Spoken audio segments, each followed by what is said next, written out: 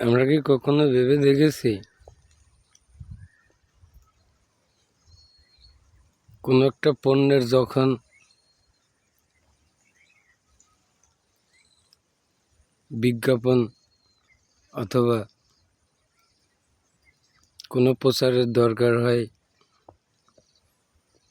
তখন আমরা মিডিয়া প্ল্যাটফর্মের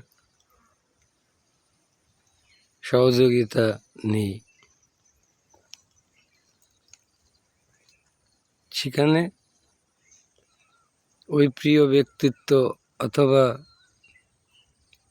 আর্টিস্টের ভালোবাসা থেকে ওই পণ্যের প্রতি আমাদের আকর্ষণটা থাকে। আর তখনই সেই পণ্যটা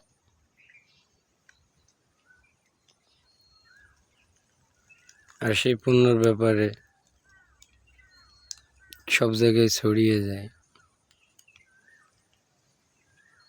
তাহলে এখানে পণ্যটার সঙ্গে অ্যাডভাইজিংয়ের যে ব্যাপারটা সেটা কিন্তু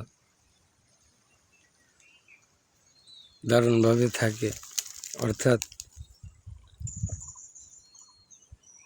ব্যক্তি ভালোবাসা থেকেই পণ্যের ভালোবাসা ও অন্য অন্য বিষয়গুলো প্রচারিত হয়। ধন্যবাদ।